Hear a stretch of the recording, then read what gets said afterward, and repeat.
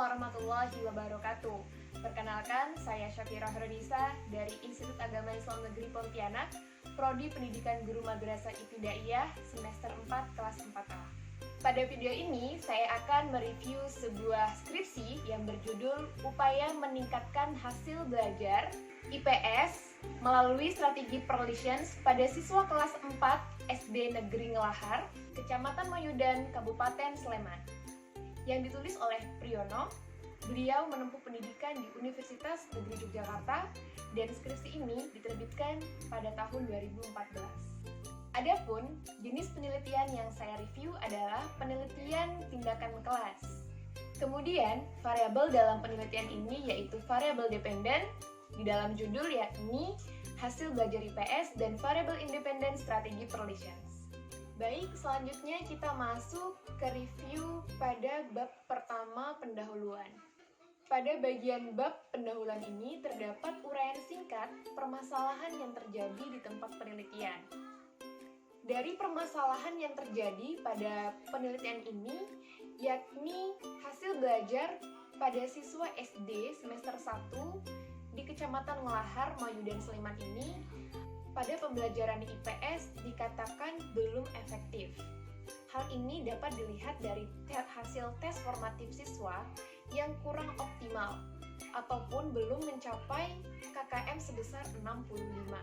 Kemudian terdapat alasan yang mendasari sehingga peneliti melakukan penelitian ini. Tidak lain, alasan peneliti melakukan penelitian ini yaitu guna meningkatkan hasil belajar IPS melalui strategi Perlitions pada siswa kelas 4 SD Ngelahar di Kecamatan Mayudan, Kabupaten Sleman ini.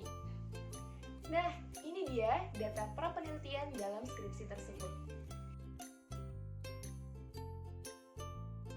Selanjutnya, pada bagian rumusan masalah dan tujuan penelitian.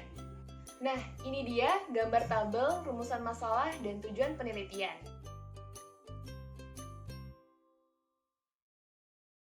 Menurut saya, di dalam rumusan masalah pada penelitian ini sudah relevan dengan latar belakang yang ada, karena di dalam latar belakang itu sudah mencakup tentang bagaimana strategi Perlitions ini meningkatkan hasil belajar IPS pada siswa SD Ngelahar, Kecamatan Mayudan, Kabupaten Sleman ini.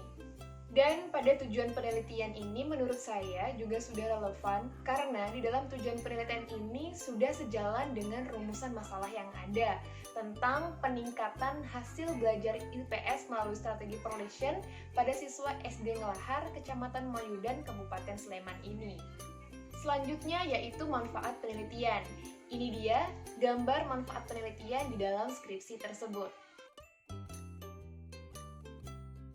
Berdasarkan gambar tabel yang sudah kita lihat bersama, menurut saya sudah sesuai karena di skripsi tersebut sudah mencantumkan manfaat teoritis dan manfaat praktis, antara lain untuk jajaran dinas pendidikan atau lembaga yang terkait, kemudian para guru SD Negeri Ngelahar, Kecamatan Mayudan, Kabupaten Sleman.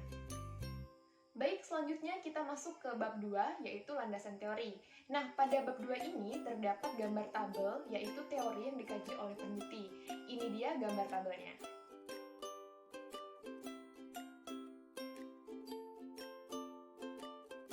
Oke, dari gambar yang sudah ditayangkan tadi, menurut saya sebagian besar landasan teori maupun sumber yang dikaji itu sudah relevan dengan teori, subteori maupun sumber kajian yang diteliti.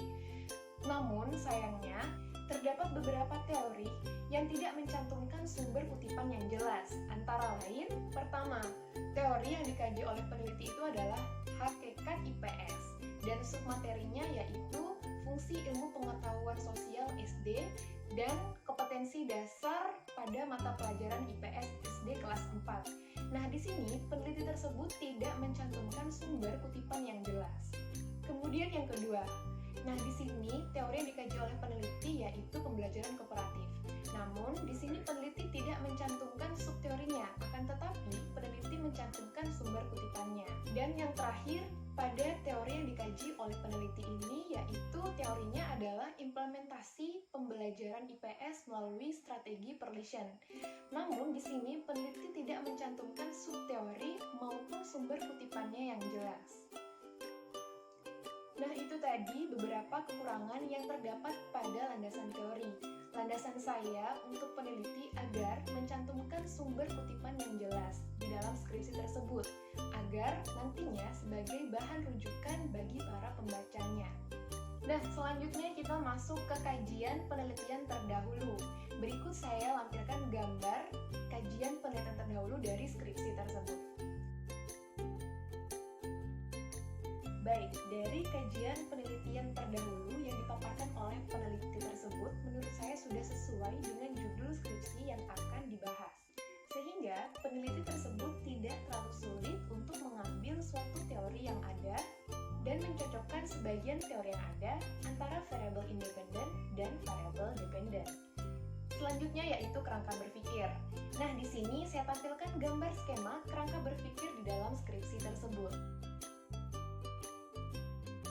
Berdasarkan dari gambar skema kerangka berpikir yang sudah kita lihat tadi, kita mengetahui bahwa penulis sudah menggambarkan tentang kondisi awal, kemudian tindakan, implikasi, kondisi akhir, sampai langkah-langkah implementasi strategi pearlession. Nah, ini menurut saya, kerangka ini sudah sesuai dengan teori yang telah disajikan pada bab 2. Sehingga, dari kerangka tersebut, kita dapat membacanya secara ringkas dan mengetahui kerangka berpikir dari skripsi tersebut secara efisien. Selanjutnya yaitu metode penelitian. Dalam hal ini, peneliti menggunakan dua pendekatan, yaitu pendekatan kuantitatif dan pendekatan kualitatif. Sedangkan untuk jenis penelitiannya yaitu jenis penelitian tindakan kelas atau biasa yang disingkat dengan PTK. Nah, berikut saya tampilkan screenshot jenis penelitian yang dilakukan oleh peneliti. Setting penelitian. Dalam hal ini, tempat yang dijadikan peneliti yaitu SD Ngelahar Sumbersari, Kecamatan Moyudan, Kabupaten Sleman. Waktu penelitian yaitu selama 3 bulan, terhitung dari bulan Mei hingga bulan Juli tahun 2014 pada semester 2. Selanjutnya, saya tampilkan gambar tabel, teknik, dan instrumen pengumpulan data yang digunakan oleh peneliti di dalam skripsi tersebut. Nah, di dalam teknik pengumpulan data, peneliti menggunakan teknik dokumentasi, tes, dan observasi. Dan untuk instrumen atau alat pengumpulan data yang digunakan oleh peneliti tersebut menggunakan lembar observasi, kemudian tes prestasi belajar, dan dokumentasi, kemudian gambar, video, dan lain sebagainya. Selanjutnya yaitu uji validitas dan reliabilitas. Nah, dalam hal ini, peneliti tidak mencantumkan keduanya di dalam skripsi tersebut. Peneliti hanya mencantumkan uji validitas instrumennya saja. Saran saya, alangkah lebih baik jika uji validitas dan reliabilitas instrumen ditampilkan pada bab 3 metodologi penelitian, agar dapat dijadikan rujukan yang kuat pada skripsinya. Nah, kemudian yang terakhir yaitu teknik analisa data. Nah, teknik analisa data yang digunakan oleh peneliti yaitu data kuantitatif dan data kualitatif. Di mana data kuantitatif ini yaitu hasil belajar kognitif dianalisa dengan menggunakan teknik analisis deskriptif dengan menentukan persentase ketuntasan belajar dan MEN atau rata kelas. Sedangkan data kualitatif yaitu berupa data observasi, keterampilan guru, dan aktivitas siswa. Data kualitatif ini dipaparkan dalam kalimat yang dipisahkan menurut kategori untuk memperoleh kesimpulan. Nah, sekian review skripsi dari saya. Terima kasih telah menyaksikan video ini hingga selesai. Saya mohon maaf apabila masih terdapat kekurangan. Saya akhiri, wassalamualaikum warahmatullahi wabarakatuh. Dalam pembelajaran IPS menggunakan strategi pearlession.